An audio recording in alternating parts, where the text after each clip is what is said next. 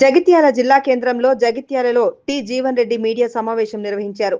UPA ప్రభుత్వం ప్రవేశపెట్టిన మహాత్మా గాంధీ ఉపాధి హామీ పథకాన్ని కలియుగంలో రాముడు లాంటి గాంధీ పేరును ఎలా మార్చుతారని మాజీ మంత్రి టి జీవన్ రెడ్డి విమర్శించారు. పథకాన్ని వ్యవసాయ రంగానికి కూడా అనుసంధానం చేసి అదే పేరును అలాగే ఉంచాలని కేంద్రాన్ని డిమాండ్ చేశారు.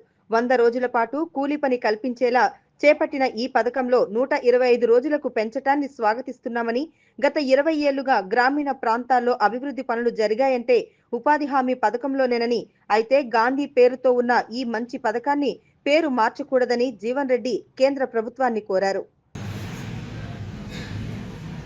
విబిజీ రామ్జీ దానికి ఏంటంటే ఈ షార్ట్ రాత్రి దానికి విబిజీ రామ్జీ అని ఆ షార్ట్ దానిలో ఫామ్ లోపల విబిజీ రామ్జీ వికసిత్ భారత్ అంటే వికసిత్ భారత్ అంటే విబి गारंटी फॉर रोजगार एंड आजीविका मिशन ग्रामीण को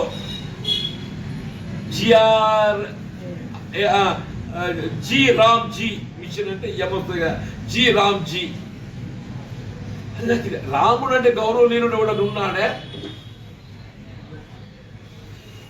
శ్రీరామచంద్ర ప్రభు అనేవాడు ఏదైతుందో ఇలా కలియుగానికి ఆరాధ్య దేవకుడు అంటున్న త్రేతాయుగం లోపల ఏదైతుందో త్రేతాయుగం లోపల ఏదైతుందో మాకు అందించినటువంటి ఒక ధర్మనిష్ట ఎవరైనా రాజ్యం పెట్టున్నా అంటే రాములవారి పాలన ఎక్కుండాలని కోరుకుంటాం. ఎవరైనా రాజ్యం పెట్టున్నా అంటే రాములవారి పాలన ఎక్కుండాలని చెప్పి కోరుకుంటాం. ఆయన ఏకపత్ని వ్రతుడు, రామరాజ్యం, హే రామ్. మహాత్మా గాంధీ గారు ఏదైతుందో ఆయన జీవితం చివరి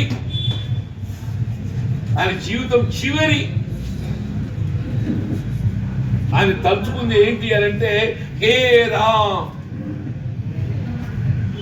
అంటే త్రేతాయుగం లోపల రాముల వారికి నమ్మిన పట్టు ఎట్లయితే రాముల వారి మనం గుర్తించడం అయితే హనుమంతుని తలుచుకుంటామో వీళ్ళ కలియుగంలో రాముల వారు తలుచుకోవడం అంటే మహాత్మా గాంధీ. కలియుగంలో రాముల వారు తలుచుకోవడం అంటే మహాత్మా గాంధీ అని హే రామ్ అంటూ ఏదైతుందో ఆయన ప్రాణం వదిలిండి అని చెప్పి అంతకంటే గొప్ప హిందూ తత్వం గలటువంటి ఎవరు ఉంటారే రాముల వారిని ఆరాధించే అంత వ్యక్తిత్వంగా హిందూ ఎవరు ఉంటారా ఆయన జీవిత చివరి పదము క్షణం ఆయన ప్రాణం వదిలేటప్పుడు తలుచుకున్నది ఏదైతుందో హే రామ్ అని చెప్పని ఆ రాముల వారిని తలుచుకుంటూ జీవితానికి ప్రాణం వదిలేనాయి కలియుగంగా. మరి ఇంకెవరైనా వదిలిలో నాకు తెలియదు పట్టుది. నాకు కూడా కొంత పురాణాల పట్ల నాకున్న నాకు పురాణాల పట్ల అవగాహన ఉన్నది. రామాయణమే కానీ మహాభారతమే కానీ త్రేతాయుగంలో రాముల వారిని ఆరాధించేటువంటి ఒక భక్తుల హనుమంతుడు ఎట్లయితే మనం తలుచుకుంటామో రాముల వారు అంటేనే హనుమంతుడు. కలియుగంలో రాముల వారు అంటే మహాత్ముడు, గాంధీ మహాత్ముడు.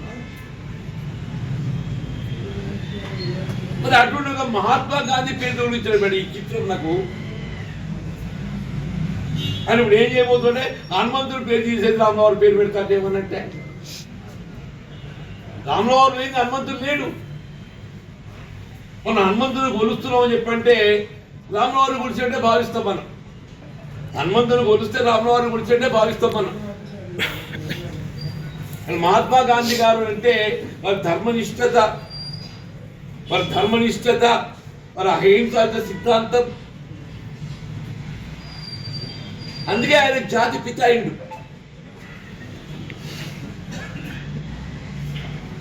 ఆయన పేరు తొలగించడం నాకు ఈ చిత్రం అనిపిస్తుంది. వీళ్ళకి ఎక్కడ దొరకనట్టు దయచేసి వాళ్ళ ఎన్డీఏ మోడీ గారు ఇంకేదైనా కొత్త పథకానికి పేరు పెడదాం, రాములవారి పేరు. మేము రాములవారి ఆరాధకులమేనా? మేము రాములవారి ఆరాధకులమే. మరి జగిత్యాల జిల్లాలో ఏదైతుందో మీరు రాములవారి ఆలయ నిర్మాణానికి తోడ్పడి మేమే అంటున్నా. కోదండ రామాల నిర్మాణానికి తోడ్పడి మేమే అంటున్నాను. మావుడు రాజేంద్ర ఇప్పుడు అక్కడ వెంకటేశ్వర స్వామి గుడి కట్టుకోండు, అభయాంజనేయ స్వామి పథకాల పేరు మార్చి రాములవారి పేరు పెడితే మీరు రాములవారి భక్తులు అవుతుంది అనుకుంటే ఇట్లనే ఓ కొత్త పథకం పెడదాం మనం. వికసిత భారత రాములవారి పేరు పెడదాం.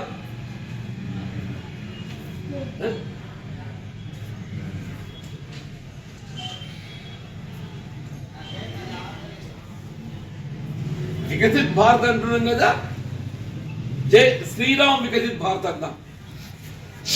పెట్టండి దానికి. వికసిత్ భారత్ అనేది రాములవారి పాలనకు అనుగుణంగా పాలిస్తున్నాం కాబట్టి వికసిత్ భారత్ ఏదైతుందో రాములవారి పాలనకు ఆదర్శంగా నిలుస్తుందనే విధంగా దాని పేరు పెట్టండి. కానీ మహాత్ముడి పేరు గాంధీ గారి పేరు పెట్టడానికి ఇది అర్థం కాదు. నీకు గాంధీ గారు అని చెప్పంటే నువ్వు దానికి ఏదో రాజీవ్ గాంధీ, సోనియా గాంధీ, రాహుల్ గాంధీ అనుకుంటే ఆలోచన ఎక్కడికి పోతుంది? ఏంటి ఇది? రాజకీయ పార్టీల ఆలోచన ఎక్కడికి పోతుంది అంటే నేను ఆ మహాత్ముడిని ఏదైతుందో గౌరవాన్ని పూజిస్తామని చెప్పంటే మహాత్ముల పేరు మరి ఇట్లా పెట్టుకుంటారా అంటున్నా. నా కుటుంబం నా కొడుకు రామచంద్ర అని పేరు పెట్టుకున్నా, రాముల వారి పేరు పెట్టుకున్నా. నా కొడుకు నేను రాముల వారి పేరు పెట్టుకున్నాను.